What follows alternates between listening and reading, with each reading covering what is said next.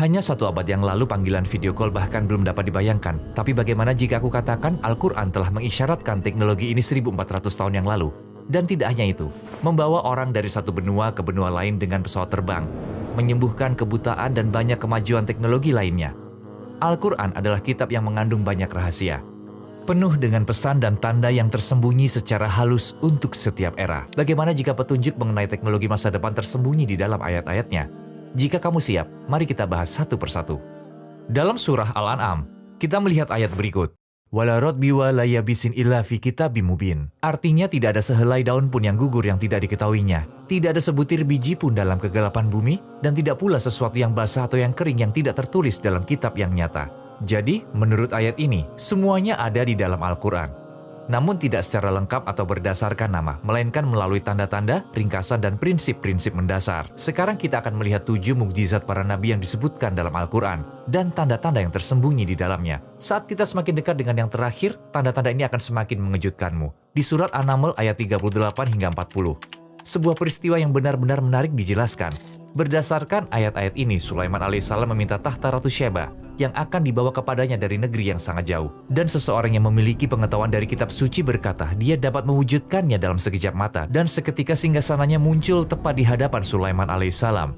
Maka singgasana yang ada di Yaman, entah bagaimana hadir secara fisik atau terlihat sebagai gambar di Damaskus, yang berjarak ribuan kilometer. Selain itu mereka bisa melihat orang-orang di sekitar tahta dan mendengarkan suara mereka juga. Dan kita melihat bahwa saat ini kita benar-benar dapat mengirimkan gambar dan suara melalui internet dan televisi hanya dalam beberapa detik. Bukankah kejadian dalam Al-Quran ini mirip sekali dengan siaran langsung? Gambar yang kita dapatkan dari proyektor, kamera, atau bahkan hologram modern yang ada saat ini. Dalam Al-Quran, kita melihat bahwa Sulaiman alaihissalam mengetahui bahasa binatang dan dapat berkomunikasi dengan mereka. Dalam surah An-Naml ayat 18, disebutkan bahwa dia mengerti bahasa semut, dan di ayat 22, bahasa burung. Jadi tanda seperti apa yang diberikan di sini?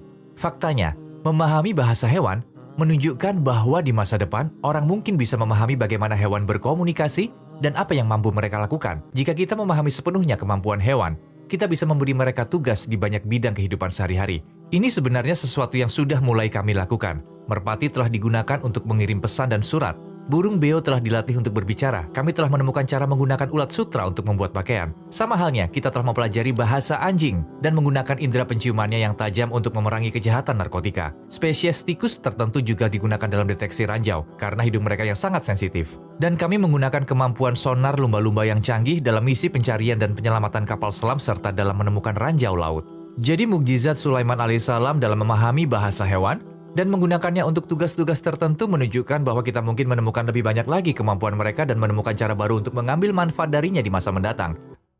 Mukjizat lain yang dianugerahkan kepada Sulaiman alaihissalam adalah kemampuannya mengendalikan angin. Dengan melakukan itu, ia dapat menempuh jarak yang jauh dalam waktu yang sangat singkat.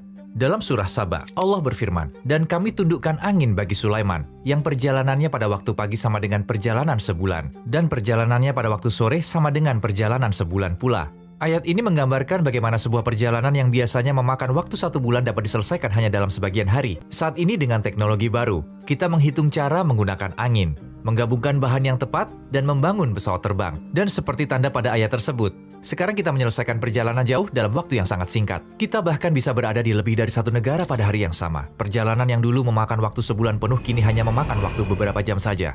Mukjizat lainnya adalah ketika Ibrahim alaihissalam dilemparkan ke dalam api, namun itu tidak membakarnya.